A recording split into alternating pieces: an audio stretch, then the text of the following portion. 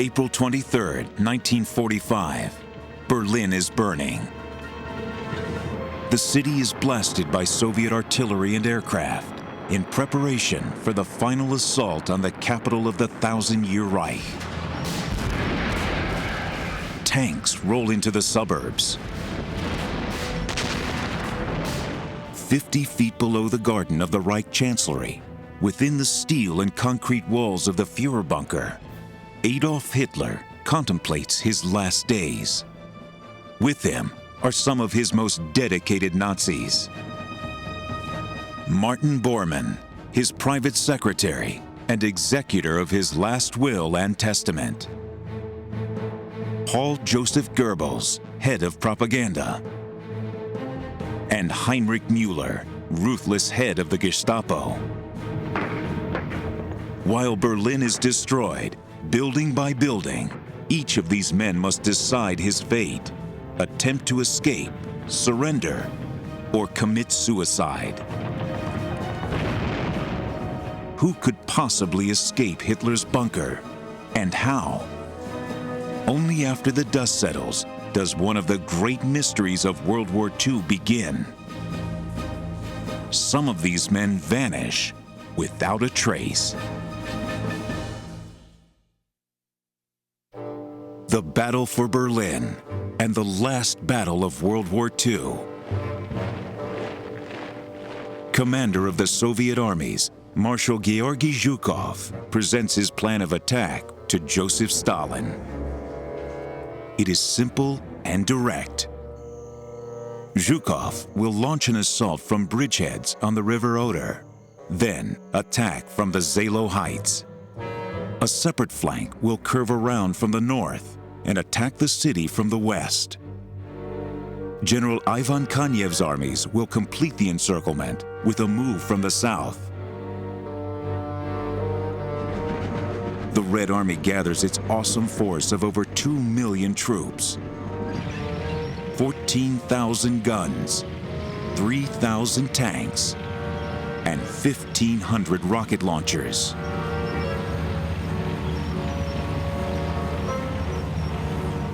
But in the Reich Chancellery, Hitler has determined that he and his men shall go down fighting. The battle is rapidly becoming one of the most terrifying in history. There is no possibility of surrender. The capital is prepared with 3 massive defensive lines. Anti-tank ditches and gun emplacements form a 200-mile line from the Baltic to the Czech border. Inside Berlin, 1 million German men are armed with 9,000 guns and 1,500 tanks.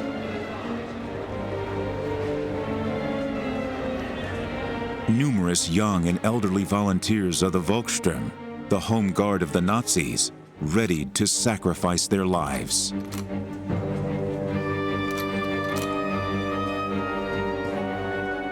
Many are armed with the Panzerfaust, a handheld tank-killing rocket launcher. Formidable barricades are erected throughout the city.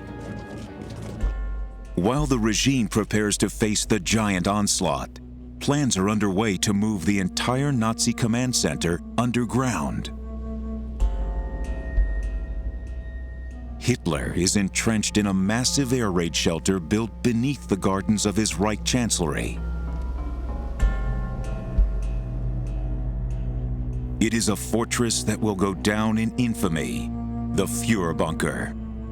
Built in 1943, when Allied air raids on Berlin intensified, the offices and private rooms are 50 feet underground. Tunnels connect it to nearby buildings, and large concrete chimneys bring in fresh air. SS guards protect it around the clock. From late February 1945, Hitler sleeps in these cramped quarters. Hitler's private secretary, Martin Bormann, and his staff are housed in nearby bunkers, as well as Joseph Goebbels, Minister of Propaganda. By April, the seat of power has completely transitioned underground. while the city awaits the inevitable.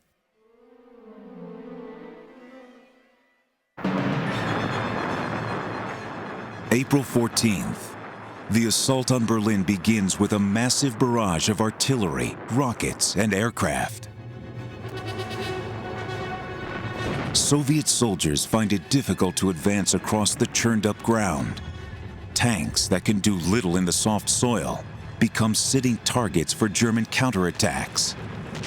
Soviet losses begin to mount. Stalin fears he may be in danger of losing this last battle. He urges General Konev to take the city from the south, while Marshal Zhukov's men slowly and painfully reach the northern outskirts of the city.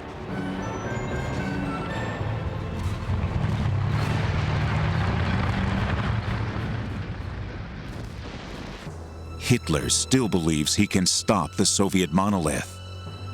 But just 2 weeks after the assault begins, the allegiance of Hitler's henchmen begins to crumble. Unbeknownst to him, many are considering their own fate.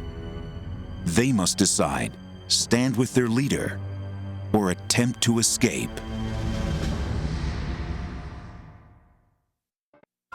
April 20th, 1945. Berlin is in flames, shattered by thousands of Soviet shells and rockets.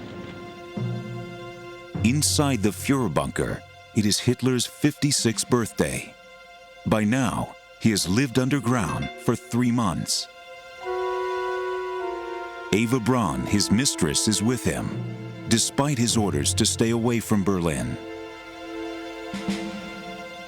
After many years with Hitler, Braun is determined not to abandon him now.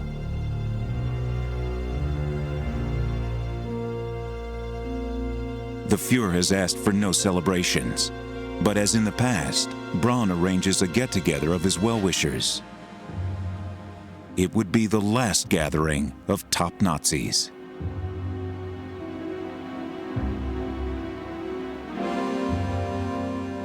Joseph Goebbels is there, along with Heinrich Himmler, head of the SS. He has been appointed head of the Volkssturm, defending Berlin. The head of the Luftwaffe, Hermann Göring, also arrives. Göring was once declared Hitler's successor, but he failed to stop the bombing of Germany, and his status quickly declined. He is nervous in the Fuhrer's presence. Hitler emerges from the bunker for the first time in weeks. He views a small delegation of Hitler Youth awaiting decorations for bravery. At his side is Arthur Axmann, commander of the Hitler Youth. Axmann remembers his conversation with Eva Braun. During my conversation with her, from the way she talked to me about how some of Hitler's advisors, like Göring and Speer, had abandoned him, I got the strongest impression that it was absolutely her wish to be there with Hitler at this time.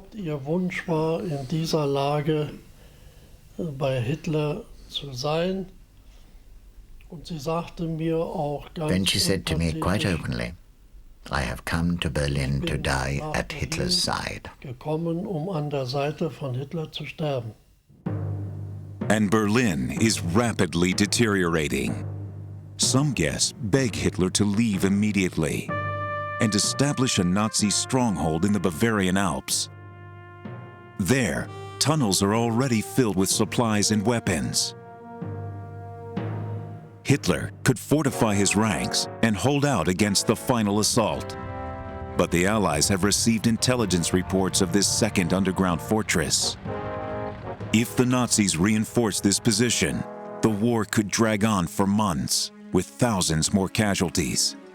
Hitler must be defeated in Berlin.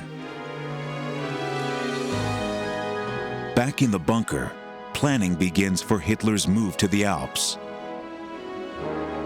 Head of Nazi Special Forces, Otto Skorzeny, is already scouting the area for men and supplies.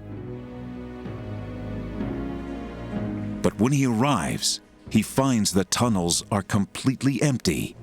There are no armories. The Third Reich's last stream of defiance evaporated. Skorzeny knows the game is up. He drives to an Allied command post and surrenders to American troops. On April 21st, Hitler orders one final effort to halt the Russians. He believes he has found a surviving battle group only 25 miles north of Berlin, commanded by SS General Felix Steiner. Hitler threatens Steiner with death if he retreats. But Steiner fails to launch a counterattack. Hitler is enraged. He blames everyone for the failure of the Third Reich and declares that he is surrounded by traitors. There is nothing left for him but to die. Hitler orders everyone to leave the bunker and flee to South Germany, but he will stay. General Wilhelm Keitel, Hitler's chief military advisor, swears he will not leave Hitler. Martin Bormann, Hitler's private secretary, also objects, saying it is the first time he has disobeyed Hitler's orders. General Alfred Jodl, chief of operations staff, is less servile. "I will not stay in this mouse hole," he says. "We are soldiers. Give us orders to fight." Hitler replies, "Do what you wish." But some decide to attempt the escape. Two of his secretaries bid a tearful farewell. Goering and Himmler, along with several generals, leave the bunker, each with his own plan. Goering travels south with 80 members of Hitler's staff to the fortress in the Alps, but there is no garrison waiting for them.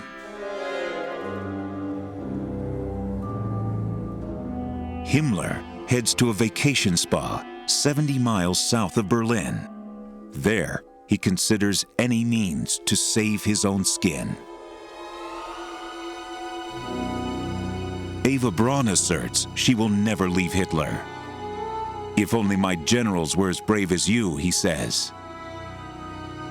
46 men and women remain in the bunker.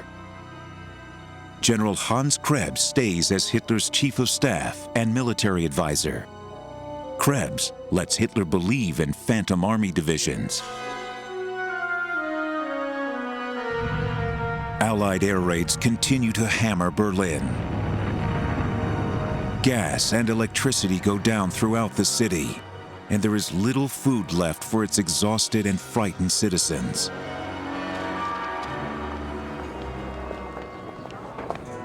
April 23rd, Hitler receives a telegram from Goering. In it, Goering refers to Hitler's declaration that once made him his successor. Now that Hitler is incapacitated in Berlin, he will assume command of the Third Reich. Hitler is furious and orders Goering stripped of his title and shot. He calls for General Ritter von Greim to replace Goering as head of the Luftwaffe and orders that von Greim see him personally. To do so, von Greim must first get past thousands of Soviet troops and armored vehicles.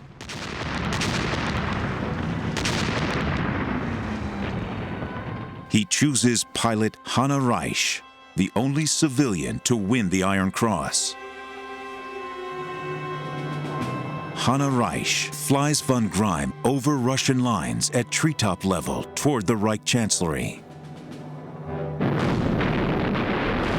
Flak and machine gun bullets explode around them, and von Greim is injured.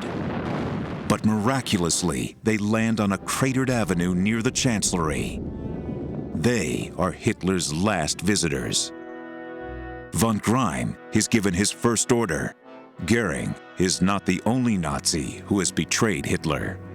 On that same day, 70 miles south of Berlin, Himmler meets Count Folke Bernadotte, vice president of the Swedish Red Cross. It is the last of 4 secret interviews. Himmler has been discussing giving up concentration camp prisoners in exchange for an armistice. This is not the first time Himmler has betrayed his Führer. There is recently revealed evidence that Himmler sent a telegram to Winston Churchill in August 1944. Churchill destroyed the telegram, and we have no idea what it said. But it appears that Himmler prized saving himself above his loyalty to Hitler. When Hitler learns of Himmler's recent negotiations, he is outraged. He orders the arrest of Himmler for treason. He wants von Greim to hunt him down. Von Greim once again leaves with pilot Hanna Reich. Using a road as her runway, she must skim roofs and treetops to avoid enemy fire. Together, they fly out of Berlin to confront Himmler. They denounce him for treason, but there is little they can do. Himmler flees west. Back in Berlin, Hitler now turns on Hermann Fegelein, his SS assistant and husband of Eva Braun's sister. Fegelein has slipped out of the bunker, but is soon found dressed in civilian clothes, preparing to escape Berlin. Hitler assumes Fegelein is part of Himmler's plot. He is arrested, brought to the bunker, and stripped of his rank and honors. Fegelein is then interrogated by Hitler's feared Gestapo commander, SS General Heinrich Müller, one of the few henchmen Hitler can still depend on. Müller was trained as a policeman in the 1920s and became an expert on the German Communist Party.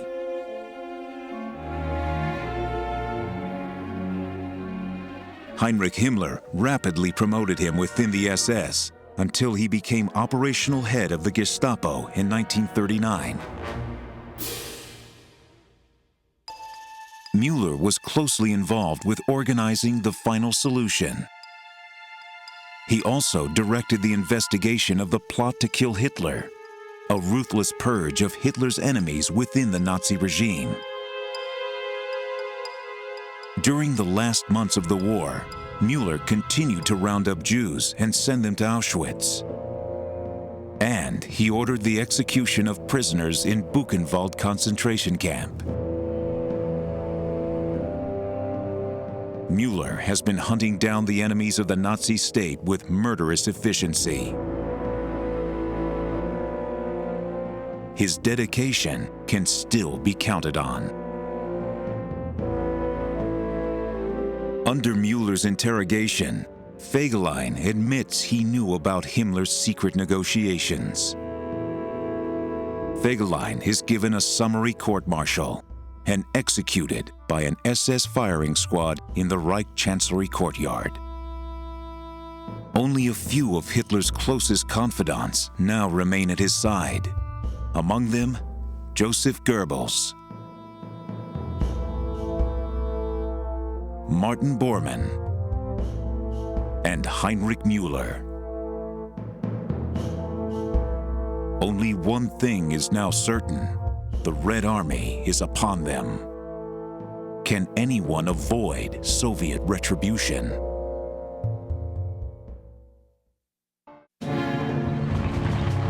April 26th, Berlin. Hitler wakes up to massive Russian artillery and aerial bombardments. It is the final blow.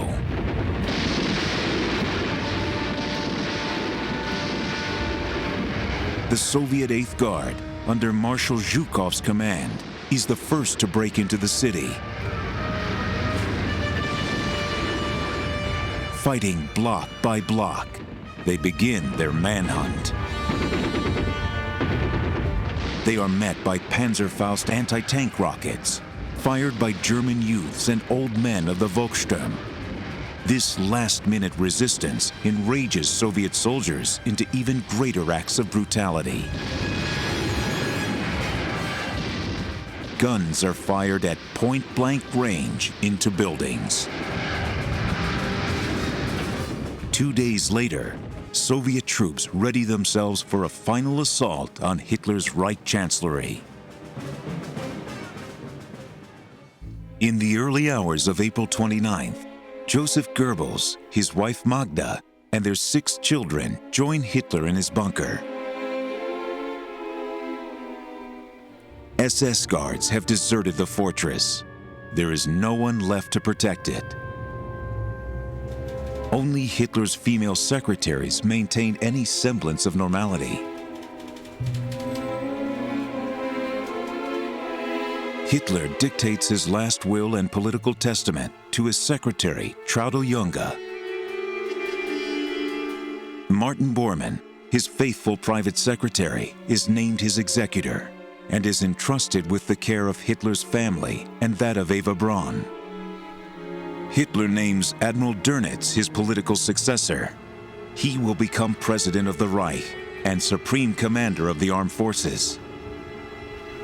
Goebbels is nominated Reich Chancellor, Bormann party minister. Hitler wants Goebbels to leave Berlin, but Goebbels refuses to go. While Junge types 3 copies of the will, Hitler marries Eva Braun, his longtime mistress. Goebbels, Bormann, and Dr. Werner Naumann are witnesses to the ceremony. Municipal councillor Walter Wagner acts as wedding official. I sat down amongst 12 to 15 people who were chattering about another world.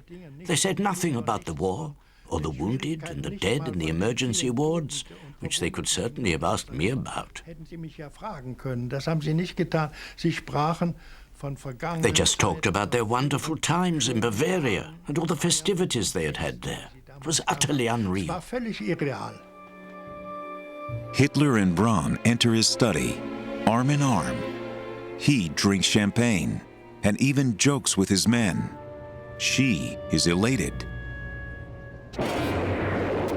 Awaiting the final attack, switchboard operator Rokas Misch recalls the atmosphere inside the bunker.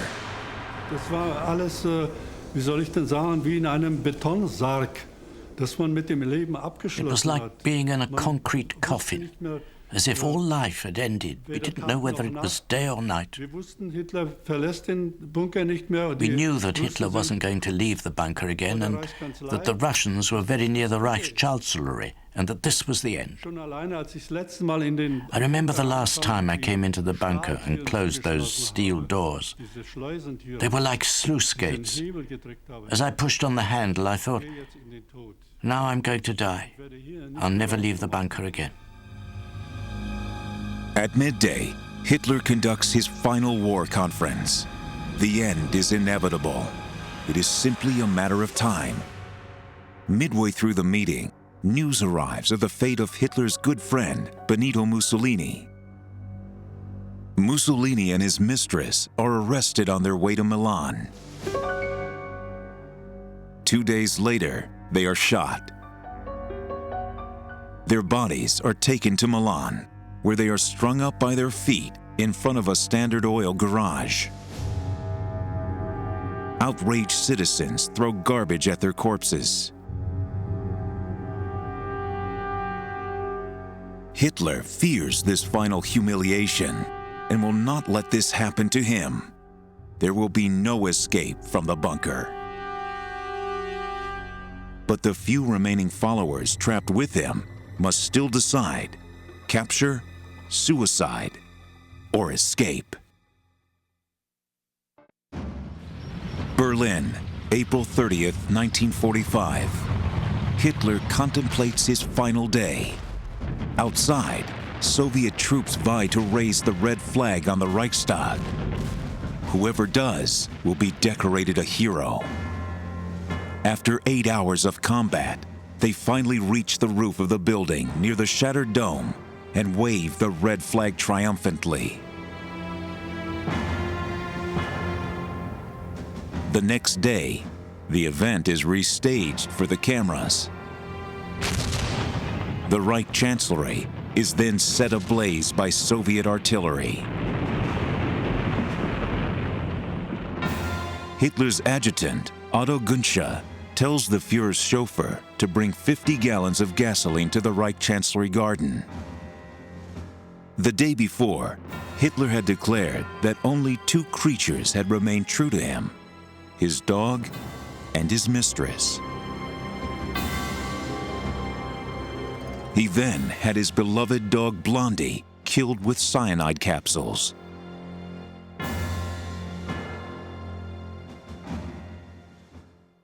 Hitler and Eva Braun now enter his study. Günsche guards its double doors. In the next room stand the remaining members of the Nazi High Command: Goebbels, Bormann, Krebs, Axmann, and General Bergdorf. At 3:30 p.m. inside the study, Eva Braun takes poison, and Hitler shoots himself in the head with his Walther 7.6mm pistol. Heinz Linge was Hitler's valet in the bunker and witnessed the scene. I was the last who said goodbye to him and the first to see the body. He and Eva Braun died alone. Günsche and Hitler's doctor Ludwig Stumpfegger then wrap Hitler's body in a blanket and carry it up to the garden. Bormann, Hitler's private secretary, carries Eva Braun's body. Goebbels accompanies them. Their bodies are tipped into a shallow grave, doused with gasoline, and set on fire. Once the bodies are consumed, the men again go underground.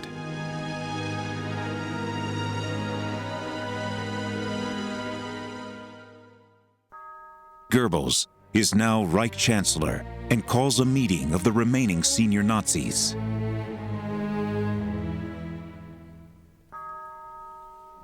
Heinrich Müller has already disappeared, his whereabouts unknown. Other than the Goebbels family, there are less than 20 members of Hitler's personal court left in the bunker, and 800 German soldiers in the Reich Chancellery buildings. Goebbels and Bormann dictate a letter to Marshal Zhukov, the Soviet commander. Hitler is dead, and they ask for a ceasefire so that injured soldiers can be removed from the Chancellery. Krebs, a Russian speaker, takes the letter to Zhukov's headquarters in an armored car flying a white flag. Meanwhile, Arthur Axmann offers to evacuate Goebbels' 6 children from Berlin. But Goebbels refuses. He does not want them to live to see him branded a war criminal.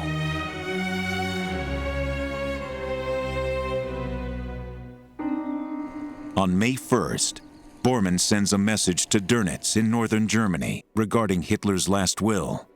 Testament in force, it says, "I shall join you as rapidly as possible. My advice is to delay publication until then." Krebs returns with no deal. Soviet commanders are only interested in an unconditional surrender. But Goebbels refuses to surrender. He orders the remaining bunker staff to break out at 9 p.m. and save themselves.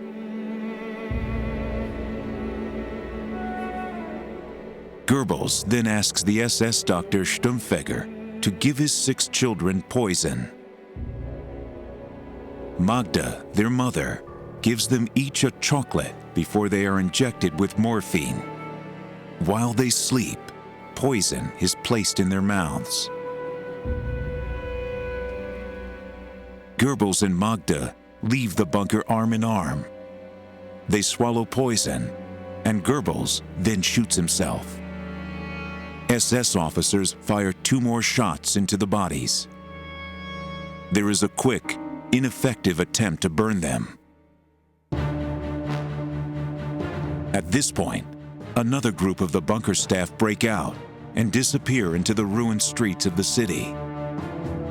Gasoline is then poured into the Fuhrer bunker and set on fire.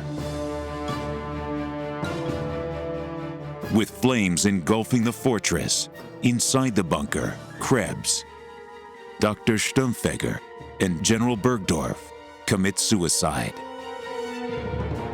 Arthur Axmann escapes with Martin Bormann, but they lose each other in the rubble. Axmann, head of the Hitler Youth, avoids capture for 7 months, but he is finally arrested by the Allies in December. Members of Hitler's private staff are not so lucky. Erich Kempka, Hitler's chauffeur, and Heinz Lenga, Hitler's valet, are quickly captured by Russian soldiers and interrogated. General Weidling, commander of Berlin and the last senior officer in the bunker, arranges a ceasefire and then surrenders. When Soviet troops arrive in the garden of the Reich Chancellery, they find the half-burned bodies of Goebbels and his wife in an open grave. Inside, they find the bodies of their 6 children, as well as the officers who had committed suicide. On May 2nd, the fighting in Berlin finally ends. Over 200,000 German citizens and soldiers have died. 5 days later, Admiral Dönitz orders Generals Jodl and Keitel to travel to Eisenhower's headquarters in France to sign an unconditional surrender. 3 days later, the German surrender is confirmed at a ceremony in Berlin. Top Nazis scattered throughout Germany are now looking for escape routes. Himmler, former head of the SS, tries to flee in disguise. Wearing the uniform of a discharged Gestapo agent, he heads west.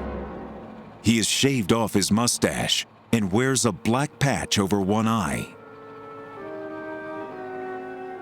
But British soldiers are arresting anyone associated with the Gestapo. Himmler is picked up northeast of Bremen. At Lüneburg, he is examined by a British doctor. During the examination, he bites on a cyanide capsule concealed in his mouth and dies almost instantly. Hermann Goering, head of the Luftwaffe, surrenders to U.S. troops less than 3 weeks after his escape from the bunker. He demands a talk with Eisenhower. The request is denied. But as the weeks pass, several key Nazis are still missing. Where is Heinrich Müller, head of the Gestapo? Or Martin Bormann, Hitler's private secretary and the most senior of Hitler's henchmen to avoid capture? His disappearance is a mystery. 30 years later, a disturbing set of clues shed new light on one of the most startling vanishing acts of World War II. Martin Bormann was one of Hitler's closest confidants. His disappearance from the Fuhrer bunker, one of the greatest mysteries of World War II. Some believe that Bormann died during the final moments of the battle for Berlin. Arthur Axmann, commander of the Hitler Youth, claims to have seen the body lying under the Invalidenstrasse Bridge in Berlin. But an excavation in 1965 fails to locate it.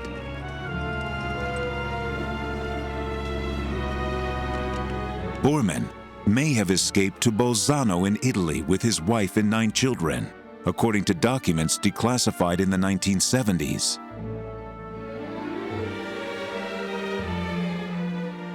There are scores of other sightings, many in South America. Some men, because of their striking resemblance, are even accused of being Bormann.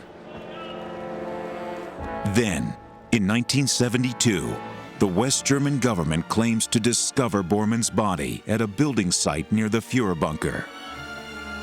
A pathologist examines the corpse. A year later, he declares the skull is definitely that of Bormann, but something is peculiar. The soil found around the skull is thick red clay, not the yellow sandy soil typical of Berlin. Red clay like this is found in Paraguay in the German settlement of Hachenau. This is where Bormann is reported to have lived after the war. Paraguayan secret police claim he died and was buried there in 1958. Colonel Catalino González Rojas remembers seeing him. En una casa que no quisiera dar el nombre, ¿verdad? Era un señor alto, de muy buena presencia. Aquí en el Paraguay siempre tuvo una simpatía muy especial, los nazis, se le apreciaba mucho. And the mystery deepens. The recovered skull shows 8 fillings that were not recorded by Bormann's dentist just before he vanished. This suggests the dental work was completed after 1945. The skull's upper jaw bridge had also shifted 2 millimeters, a process associated with aging. In 1998, Pierre de Villemarest, a former French intelligence officer, conducts his own investigation and uncovers a set of documents from the East German police called the Saragossa File. One document claims that Bormann is still in Germany in 1946 and about to move to Madrid. Further research corroborates this with claims that Bormann was seen in Berlin on February 19, 1946. Another less convincing claim is made by Christopher Creighton in his 1996 book, Operation James Bond. Bormann, he writes, was smuggled into Britain by Ian Fleming, the creator of James Bond, along with a team of British commandos. The plan was to gain access to Nazi gold hidden in Swiss banks using Bormann's signature.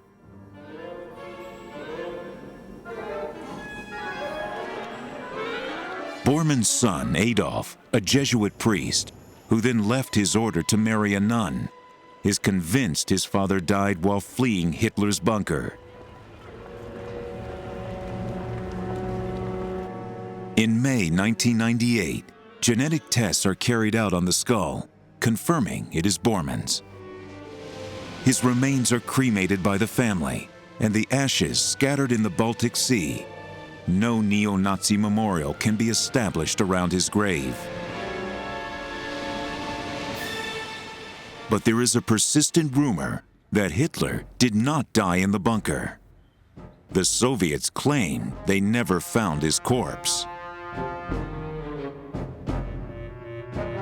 Some say Arthur Oxman took some of the Führer's ashes away in a box to be buried outside Berlin. Russian soldiers discover a dead body that looks like Hitler, but German officers later refute the identification. Stalin says he does not believe that Hitler killed himself, but he is lying. On May 4th, Soviet soldiers did find the bodies of Hitler and Eva Braun outside the bunker. Their remains are placed in 2 crates and removed for further examination. Outside Berlin, an autopsy is carried out by Soviet doctors. The autopsy report from the Forensic Medical Commission of the Red Army states that splinters from a vial of poison are found in the mouth of Hitler's skull. But there is no bullet hole. By the time the autopsy report is released, the body is said to have vanished. Photographs are the only remaining evidence. Soviets claim it was completely burned and the ashes scattered. In 1972, photographs of the skull's teeth are compared with X-rays of Hitler's head taken in 1943. It is an exact match. But where is the body? 23 years later, in the Russian State Archives in Moscow, an archivist claims to have found a box containing part of Hitler's skull, complete with a bullet hole. I'm certain what we have here can prove what happened in Hitler's bunker. It's extremely important because other experts never had access to Hitler's remains.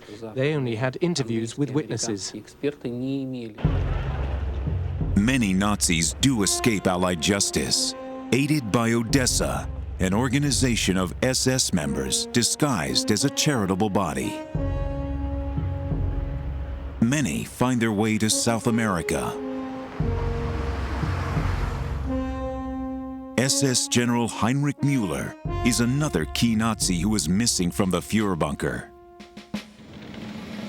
His last recorded order was, "Defend Berlin to the last man, the last bullet."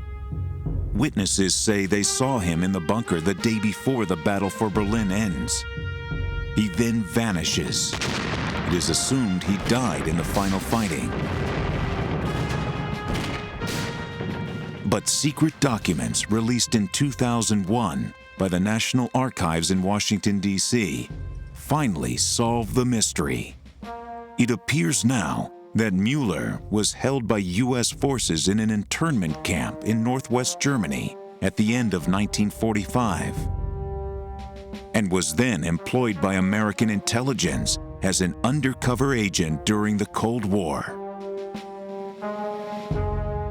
His knowledge of German communists was used to combat the Soviet Union in Eastern Europe. Müller, however, remained America's #2 most wanted missing Nazi well into the 1950s, just behind Martin Bormann. Between November of 45 and August 46, 21 senior Nazis were put on trial at Nuremberg. Goering is sentenced to death, as are Generals Keitel and Jodl.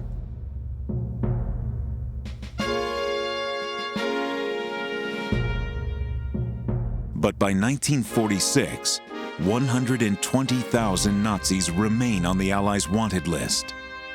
The Nazi regime, once a massive network that stretched across Europe, is now dedicated to hiding those members who have escaped.